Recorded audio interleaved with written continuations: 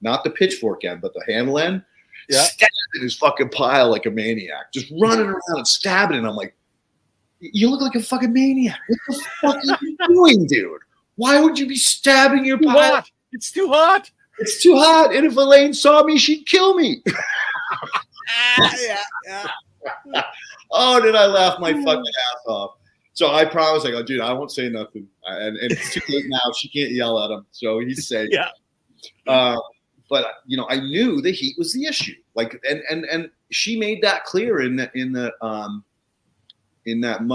meeting, that Thursday morning meeting, that basically saying to them, my hypothesis is you guys aren't keeping your seed to end ratios. You're getting too fucking hot, and you can't turn these things, right? So turning them is against the rules. So it's basically teaching them proper math on that relationship between nitrogen and carbon when you're building a pile. If you do it right, it gets to a certain temperature, and then it just cools down and starts to produce the organism you're looking for. Yeah. So my, Hugel version, because Hugel culture is to take logs on the surface of the earth, not digging holes, not burying them, just laying the logs down on the surface of the soil and then piling soil on top of them, planting them and mulching it so that 6 months later you come back and you've got your crops. A lot of people's making these mistakes of, I'm going to dig a hole and put the log in there. Now you just created an anaerobic fucking nightmare, right? Yeah. You want this to drain. The reason the log is there is to hold moisture, but it's not to sit in a swamp. It's supposed to be above ground, but it holds the rain in until it dries out, and then by then you're back. It's been 6 months. Yeah. So that was the philosophy behind that, and then whatever it was, the next time we had that meeting, and we all sat down, and I held my sample to last, and basically, same thing. No, fail. and she looks at me. Uh-oh. Okay, did I lose Ken? you, Leighton? Yeah. I'm still here. I'm frozen. Yeah, your picture's frozen. Can you hear me? I can hear you still. All right. Well, as long as you can hear me. Okay. I don't know why I'm frozen, but whatever. It's asking for passwords. Oh, you got something running in the background then. Oh. All right. Can you hear me? Yeah, we can still hear you. So go on with the. Right. What did Leighton came to your sample? Yep. So Elaine came to my sample, and she spent, I don't know, freaking 20 seconds looking at it, picks her head up, and in total disgust goes, "How can you all not do this? And he can, and he knows nothing of this shit. What is wrong with you people? Leighton, what the fuck did you do?" Right? She was pissed that I did it, right? And I said, honestly, I said, I cheated. And she was quiet for a minute, and she looked at me in the eyes, and then she said, "Okay, what did you do? How did you do this? What was your cheat?" And I basically explained to her, this is what I did.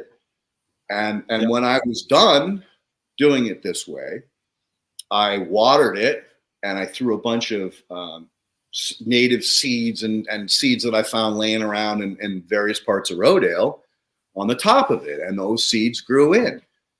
And she hesitated, but then she said, "Look, Leighton, I teach that you need to cover the compost. You have to protect it against moisture loss, and you don't want plants to be stealing the nutrition from this compost pile. You're building a nutritious compost pile. So if your plants are pulling nutrition out of it, then it's not going to be the same value it would have been if you had no plants on it." Right. And I said, well, I can totally understand that. That makes complete sense to me. Mm-hmm. But you've also taught me that the key to creating biological compost is the rhizosphere, right? You want all those organisms that live in the rhizosphere. So if I plant cover crop my pile, then I'm providing miles of rhizosphere for the organisms that you want to colonize and multiply exponentially. Yeah.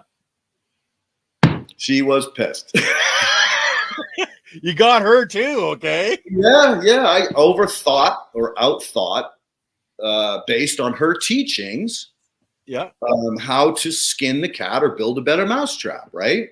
Yeah. You took it to the next level. I leveled up, dude. I leveled up. So that night, when we were sitting around having our cocktails, and she always loved the bourbon stout beer there. She was having her second bourbon stout. She looked at me and smiled and said, you're all right, kid.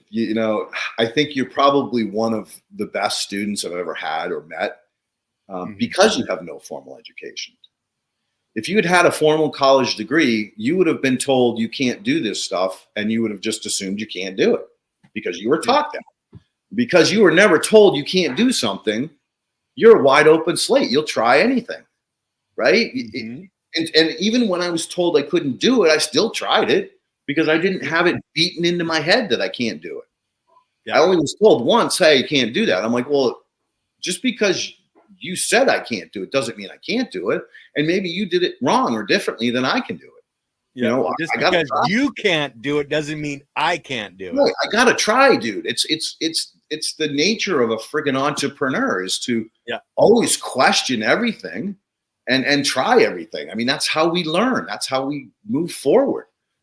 If we don't, then we don't go anywhere. So, a couple of encouraging things for the audience to keep in mind is just because someone says you can't do it, just make sure that you understand what they're saying you can't do, right? Because that's important. You have to ask the right questions. Like,